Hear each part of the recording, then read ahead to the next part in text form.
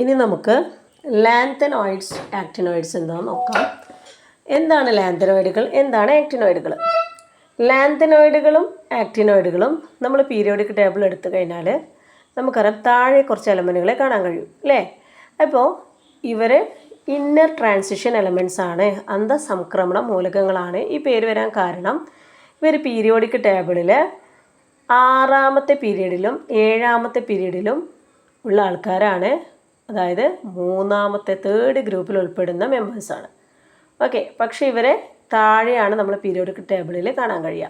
Okay, അതുകൊണ്ട് തന്നെ ഇവർ ഈ തേർഡ് ഗ്രൂപ്പിൽ ഉൾപ്പെടുന്നത് കൊണ്ട് തന്നെ നമുക്ക് ഇന്നർ ട്രാൻസിഷൻ എലമെൻറ്റ്സ് എന്നാണ് ഇതിൻ്റെ പേര് കൊടുക്കുക.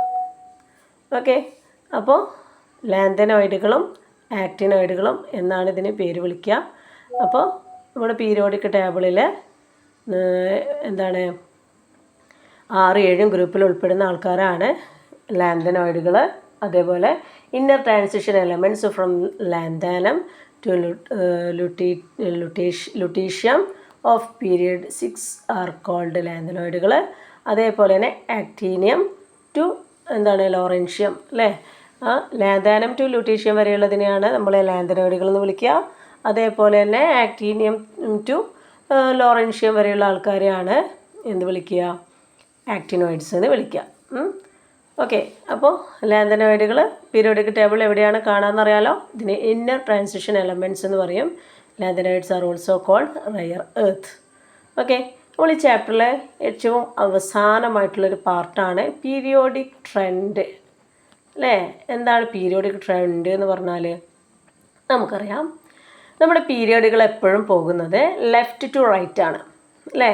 ഒരു പീരിയോഡിക് ടേബിളിൽ പീരിയഡ്സ് എടുത്ത് നോക്കുകയാണെങ്കിൽ ലെഫ്റ്റ് ടു റൈറ്റ് ആണ് നമ്മുടെ പീരിയോഡിക് ടേബിളിൻ്റെ പീരീഡ്സിൻ്റെ ഒരു ലെഫ്റ്റ് ടു റൈറ്റ് ആണ് നമ്മൾ അടയാളപ്പെടുത്തുക അല്ലേ.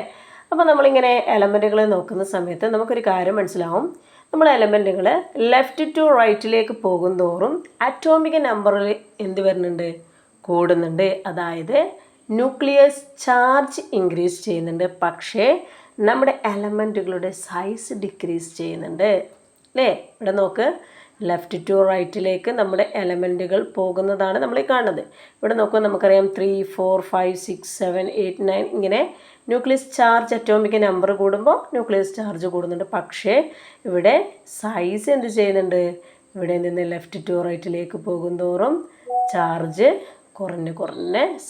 സൈസ് കുറഞ്ഞ് വരികയാണ് അല്ലേ. ഇനി ഗ്രൂപ്പിലാണെങ്കിലോ, നേരെ അപ് ടു ഡൗൺ ആണെങ്കിലോ നോക്കിക്കേ, ഇതും ഇതേപോലെ തന്നെ ചാർജുകൾ ന്യൂക്ലിയസ് ചാർജ് കൂടുന്നുണ്ട്, അറ്റോമിക് നമ്പർ കൂടുന്നുണ്ട്, ഷെല്ലുകളുടെ എണ്ണം കൂടുന്നുണ്ട് അല്ലേ. അതുപോലെ തന്നെ ഇവിടെ സൈസ് കൂടി വരികയാണ് അല്ലേ. ഇവിടെ എന്താ സംഭവിക്കുന്നത്, നമ്മുടെ എലമെൻറ്റുകളുടെ സൈസ് ഇൻക്രീസ് ചെയ്യാണ്. അപ്പോൾ ആ ഒരു കാര്യം കൂടി നമ്മൾ എന്ത് ചെയ്യണം, നോട്ട് ചെയ്ത് വെക്കുക. ഓക്കെ, അപ്പോൾ ലെഫ്റ്റ് ടു റൈറ്റ് എന്ന് പറയുമ്പോൾ നിങ്ങൾ പേടിക്കേണ്ട. ലെഫ്റ്റ് ടു റൈറ്റ് എന്ന് പറഞ്ഞാൽ പീരീഡാണ്. അതേപോലെ അപ് ടു ഡൗൺ എന്ന് പറഞ്ഞാൽ ഗ്രൂപ്പാണ്.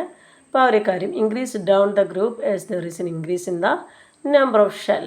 അതേപോലെ തന്നെ long A period nuclear charge increases, the force of attraction of the outermost electrons increases, consequently the size of atom decreases.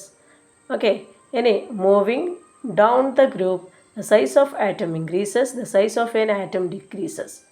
The size of an atom decreases moving left to right. Okay, നേരത്തെ പഠിച്ചത് ആ ഒരു കാര്യം കൂടി not ചെയ്ത് വെക്കുക. അപ്പോൾ ഈ ഒരു ചാപ്റ്ററിൽ ഇത്രയും കാര്യങ്ങളാണ് നമ്മൾ മെയിനായിട്ട് പഠിക്കുന്നത്. Okay, thank you.